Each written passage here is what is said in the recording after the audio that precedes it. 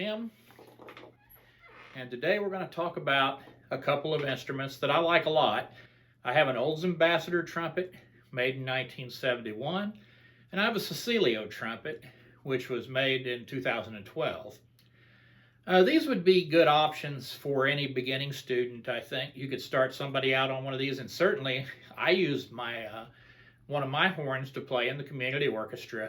I wouldn't be afraid to have done my college work on either one of these horns. They're just fine. But which one's better? What are the features, and what might you consider if you want to get you a trumpet?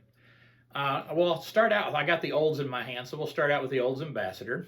This one would probably run you about $300 on eBay, and it's in pretty good shape for a horn that's over 50 years old. It's got 95% of its lacquer. It's got a little shine to it, but it's not perfect looking. It's, you can find plenty of flaws in it, plenty of scratches and a few dings here and there, but it still plays pretty well.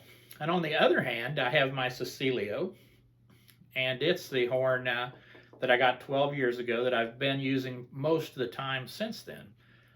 Now, the features on these horns are only slightly different. On the Olds, you do have the third valve slide, which is, you really want to get that. You wouldn't want to find a trumpet without that, and you can't find a new trumpet without it. The thumb saddle is on an awful lot of new trumpets, even cheap ones, and my Cecilio has one. They did not put these on the Olds Ambassadors.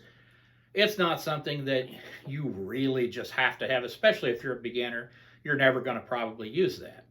Okay, the construction of this Olds Ambassador is such that if you go for a walk in a dark alley at night, you can take it with you and protect yourself, and it will stop most small arms fire.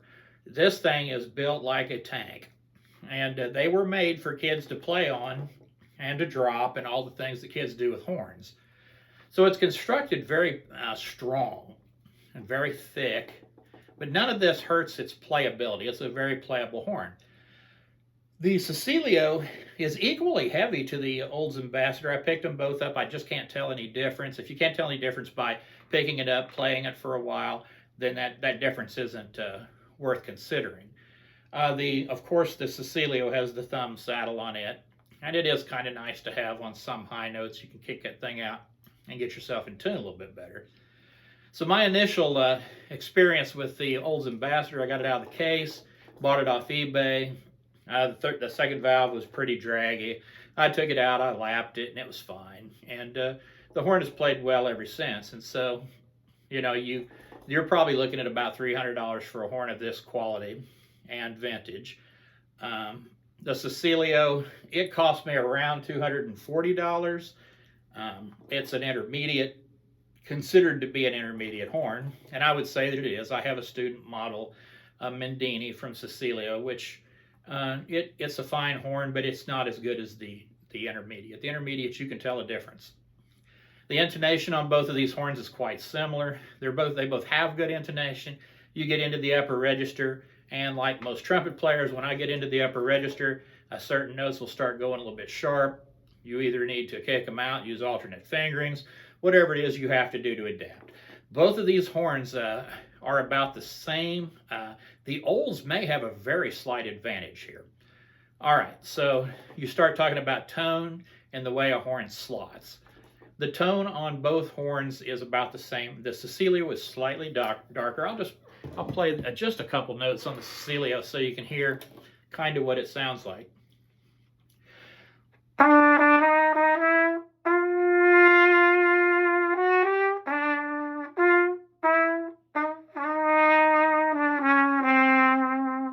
And of course I chipped that F. That'll speak to responsiveness just a little maybe, or my abilities. All right, same thing on the Old.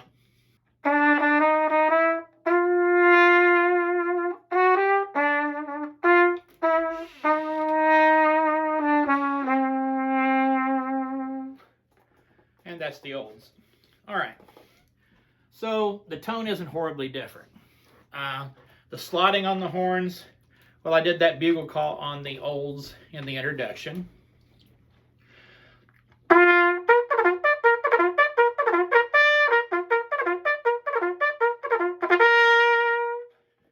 The slotting's good on the Cecilio too.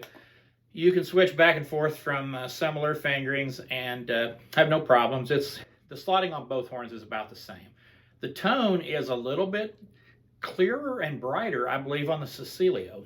I think the Olds has a fat, dark sound and is nice for foofy jazz type of stuff, I think, and it's pretty nice. Now, one of the hidden things about any instrument is their responsiveness.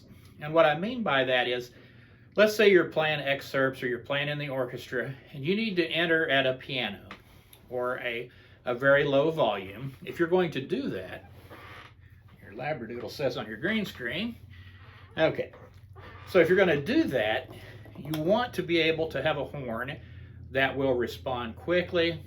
When you come in, you want it to hit exactly when you want it to hit.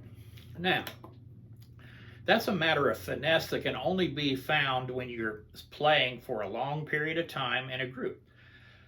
And I've done that with both of these horns, and I find that the Cecilio, the newer horn, is a little more responsive. I have more success entering at low volumes. It's a little more sensitive and can be played with more finesse than the Olds Ambassador can. That's not to say that the Olds Ambassador can't be played with a lot of finesse. It can be, and it's a fine horn, but I'm going to give the edge to the Cecilio. Now, let's consider, a lot of people will consider where these horns were made, and the Olds Ambassador, of course, was made by skilled artisans in Fullerton, California, and the Cecilio here was made in China by possibly slave labor or 9-year-olds in a sweatshop. But either way, they did a very, very fine job on it. This Cecilio, when you get these horns out of the case, you take them out of their little silly bags that they put them in, and they're stunning. I mean, it's just a beautiful horn. It's a 3-tone horn, and it's got the rose brass lead pipe on it, and some pretty nickel silver type trim on a gold brass horn. I like it a lot. The Olds, you just get the gold brass, and that's what you get. And it looks good, looks fine. But the appearance of a horn means a lot to a kid. When a middle schooler starts in band, they're looking next to them, and the kid that's sitting next to him has a nice shiny horn, and they got an old beater, vintage horn like my Olds there. It could make a difference in their motivation level. So, you can't really discount that kind of thing.